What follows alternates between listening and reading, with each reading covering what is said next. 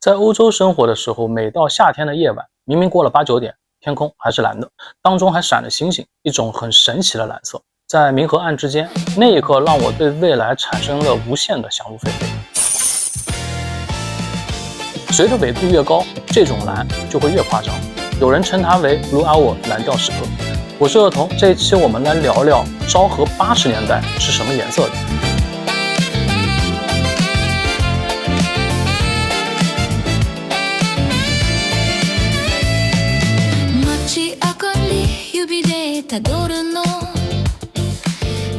说起 City Pop， 很多人并不陌生，像山下达郎、松原美纪、竹内玛利亚的歌，到了今天几乎都成了复古神曲。与其说我们在感受律动，不如说我们在窥探那个黄金时代。1981年，日本传奇的摇滚乐队 Happy End 的前成员大龙泳衣创作了 A Long Vacation， 这是 J-Pop 历史上里程碑的作品。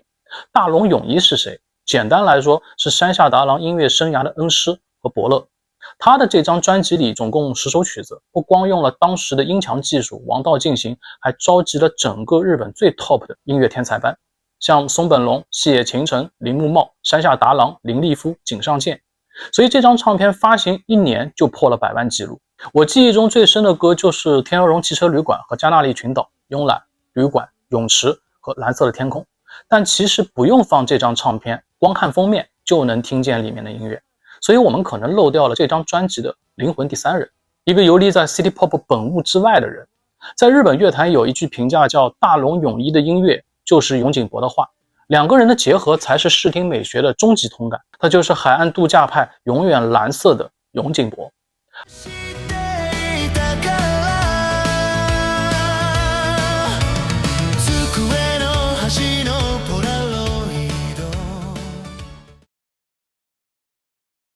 2026年，日本桥3月举办了永井博的画展，在介绍中写道，他那种穿透感的天空蓝就是 Nagai Blue。所以我们来仔细看看 A Long Vacation 这张唱片的封面，里面的蓝色其实比正常天空要蓝得多，几乎接近黑河藏青，看上去像白天，但又非常的不真实。永井博在采访里解释过为什么会蓝得那么夸张，因为他年轻的时候去美国，看见旧金山的天空是一种浓厚到接近黑色的深蓝，给他留下了非常强烈的印象。同时又受到了超现实主义意大利画家 Giorgio Chirico 那种深色天空、浓烈阴影的画风影响。然后还有当时加州和夏威夷的蓝天、阳光、棕榈树和建筑也深深震撼到他。所以他把美式西海岸风情融入到了插画里，用一种高饱和色彩、极简的轮廓，创作出了没有日本阴霾感的独特美式画风。这种对美式海滩文化的迷恋并不属于永井博一个人，是整个80年代初日本的集体情绪。当时随着日元升值和经济腾飞，人们开启了前所未有的海外旅行热。那时候世界各地的商店多多少少都会几句日语。1984年，一部美式海滩电影《加勒比热浪之夜》在日本上映，当然这是日式译名啊。里面有加勒比蓝色海湾、度假村和敞篷跑车，给当时的年轻人带来了很大的刺激。所以大家开始成群结队的拿上护照，飞到夏威夷、关岛和迈阿密。异国的蓝天终于不再是一个遥远的词汇。永井博曾经讲过关于深蓝天空的画法，他先画蓝色底层，再从底部用喷枪喷白，然后再层层覆盖透明度比较高的那种蓝色，天空就会从地平线的浅蓝慢慢过渡到深邃的天空蓝。而且每种蓝都不一样，在很多唱片封面里，大家是不是都会看到过大量的泳池？它和那种天空蓝不同，是一种非常明快的那种湛蓝色，旁边还有一圈纯白色的 poolside。其实泳池在现代艺术里有着非常重要的位置。英国艺术家 David Hockney 在1964年到了洛杉矶以后，开始画大量的南加州泳池，其中最著名的系列就是 A Big Splash 的夏日惊情。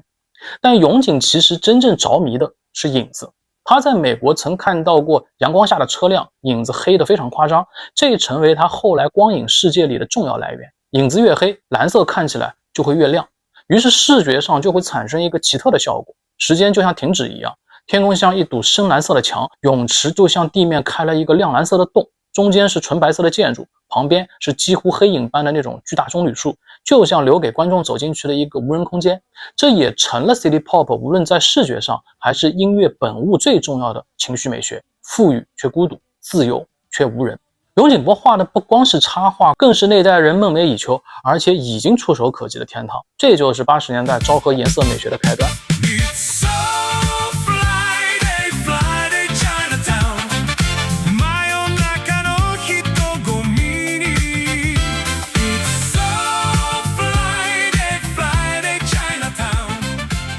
如果说永井博笔下的蓝是凝固静止的蓝，那么加州危机的蓝就是狂飙的蓝。这一部只有45分钟的 OVA 是蓝色美学最激进的一次先锋派实验。如果你关掉声音，会发现这东西根本就不是日本动画，它更像一张 City Pop 的唱片封面。因为整部影片最抢戏的依旧是蓝色、阳光和棕榈树。那这一部动画讲了什么故事？说真的，一点都不重要。里面的加州其实不是什么真正的美国，因为当跑车在海边行驶，可乐罐在阳光下反光，它就是日本把80年代迷恋美国的符号全部压缩在了一起。你会看到很刺眼带有攻击性的那种蓝色，可能是挡风玻璃上的折射蓝，加州路面的那种闪烁蓝，浓烈到近乎虚假的天空蓝，还有那种发黑的午夜蓝。那一刻的所有蓝色和我当年在欧洲夏夜看到的 Blue Hour 发生了奇妙重叠，它们都像一种不真实的颜色。加州危机把蓝色狂想曲飙到了极致，但还有一位女高声出道的传奇歌手把蓝色唱进了全日本的大街小巷，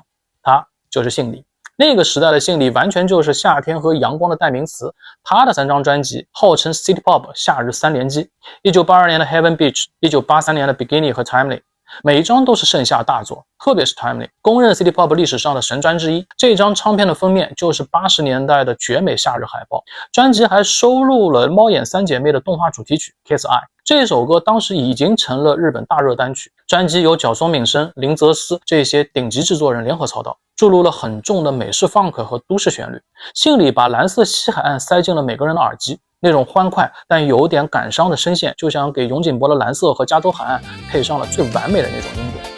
听的 Timely 在海边开车，绝对是那个时代年轻人最向往的约会仪式。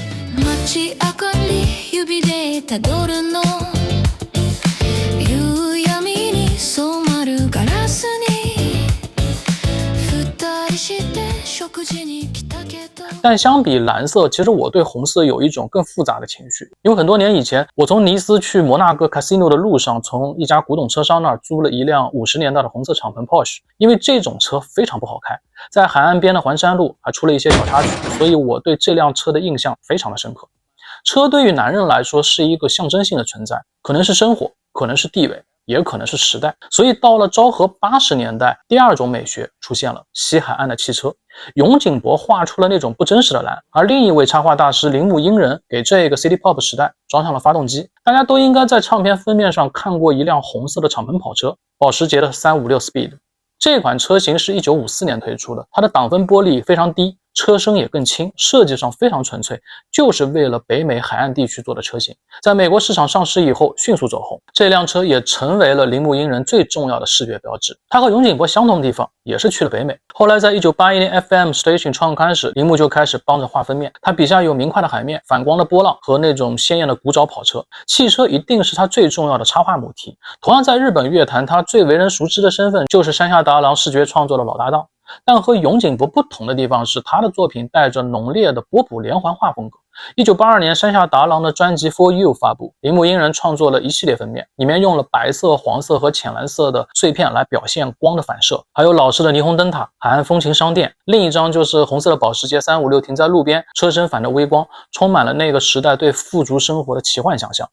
后来有部电影完美还原了82年西海岸文化席卷日本的样子，海滩冲浪、复古车、手提收音机、霓虹灯塔和里面的角色穿搭，几乎就是永井博和铃木英人作品的真人版电影。这就是中山美惠和织田裕二主演的《拥抱海浪》，他和另外2部电影《带我去滑雪》和《当他换上泳装》并称为泡沫时代的青春3部曲，讲的是大学几位好友为了给学生时代留下最后纪念，在海边搭起了一个微型 FM 电台，盛夏马上要结束了，女主真理子也要去洛杉矶了，男主小山终于鼓起勇气在广播里向整个海岸线隔空告白，但命运最终还是给他开了一个青春的玩笑，电波和爱情最后都消失在那股潮水里。当时这部电影的配乐也交给了日本流行乐教母松任谷由实来演唱，他的歌曲伴随着海浪响起，那种80年代爱和错过的酸楚感瞬间击中了所有人。91年的人拍了这部电影，却在怀念1982年那个无忧无虑的盛夏。夏天总会结束，但海风里那些告白会永远留在湘南海岸。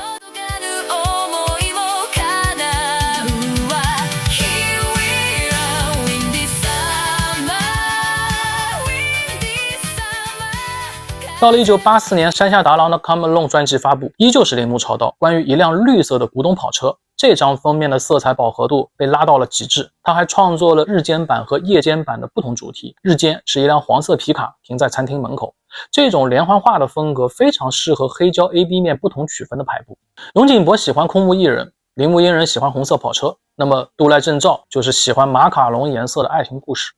1983年，漫画家渡来正照画了一部80年代有微醺感的漫画《Hot Cocktail》星之鸡尾酒，笔下的那些都市男女都有着精致五官、修长身材和知性美感，画面还大量用了薄荷绿、淡紫、珊瑚色和浅蓝。这部漫画当时被评价为画面里吹着1982年的微风，耳边会响起 City Pop 的音乐。到了80年代末，他的画作在全日本几乎无处不在，被百货公司、洋酒品牌、豪车广告争相采用。因为风格过于独特，1986年日本电视台决定把它改编成每集只有几分钟的那种微型动画，还砸下重金请了知名音乐人松冈直也，给每一集都量身定制背景音乐。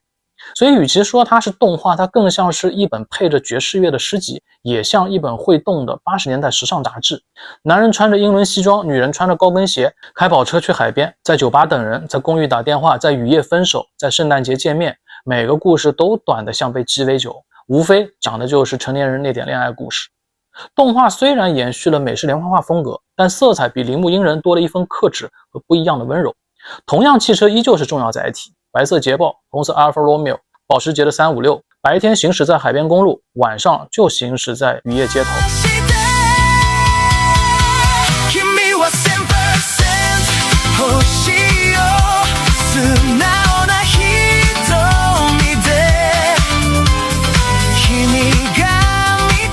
当深夜霓虹灯映在车窗上，车载音箱里就会放起另一个男人的声音，他被称为东京雨夜的声音主宰。这个男人就是角松敏生。很多人喜欢把他塞到 City Pop 里，但他的音乐其实属于 Urban Music。角松敏生1981年出道，他的前4张专辑非常像当时一个东京人的生活时刻表，特别是84年的 After Fight Crash， 完美捕捉了那个时代白领下班以后踏入夜色和欲望的那一刻。那种曲调就是当年那些年轻男女在深夜里最无可替代的背景音乐。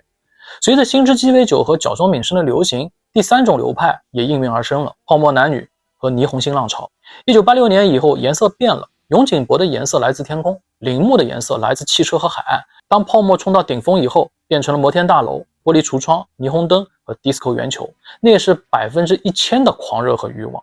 这里必须要提到80年代中后期一支神级乐队和一首神曲 Omega Trip 和 Kimi wa Samp-Samp。 乐队的主唱是22岁的日裔巴西人卡洛斯，他的声线非常高亢清澈，咬字里还带着独特的拉丁口音。1986年神曲 Kimi wa Samp-Samp 发布，歌曲前奏一响，电子合成器清脆的打击乐配合上扬的管弦乐，瞬间把80年代年轻人对未来的中西幻想通通压进了这4分钟里。那时候唱片封面开始出现各种摩登男女，女人留着圣子头和法式大波浪，穿着垫肩西装戴着金耳环，男人们呢穿着利落的西装，眼神带着一丝冰冷和微醺，背景是东京塔和深色夜空。这些封面不再是唱片包装，他们几乎就是当年最顶尖的时尚绘本。设计师们开始用大量的虚化光斑、雨夜反光，还有冷紫色和霓虹撞色，画面里每一个人看起来都非常的富足、摩登和充满欲望感，但整个风格却折射出那种狂欢以后独自走在东京街头无处安放的冷清和空虚。回到我们开头问的那个问题，昭和80年代到底是什么颜色的？我觉得并不是某一种具体的颜色，它是一种超现实的饱和度，是经济和欲望到了顶峰之后，用无数插画、敞篷跑车、黑胶唱片和霓虹灯编织出来的一场10年美梦。那是人类历史上极少数对未来只有乐观没有焦虑的黄金岁月。然而就像 Blue Hour 蓝调时刻一样，介于阴和暗之间，所有最美好的光影一定是瞬间划过的。1989年，当平成钟声响起，泡沫突然破裂，那些虚幻的蓝、狂热的红、迷幻的紫，仿佛一夜之间都被抽掉了饱和度。日本调回了漫长、灰暗和失落的时代。但幸运的是，那些深蓝色的天空、黑胶唱片里的汽车、加州海岸的阳光，还有封面上的那些泡沫男女，都被永远凝固在记忆里。每当我们按下播放键，我看着永井博的那片蓝色，我们依然能穿过时空，回到那个繁华、微醺又带着一丝寂寞的盛夏。很多年以后，我依然会记得欧洲夏夜的那一瞬间，它迷人的地方从来不是蓝，是天黑以前你会短暂的觉得未来有无限的可能性。这就是我眼里的昭和80年代。这里是 Thinkies， 我是儿童，小东西大时代，我们下期见。街明かり指でたどるの夕闇に染まるガラスに二人して食事に来たけど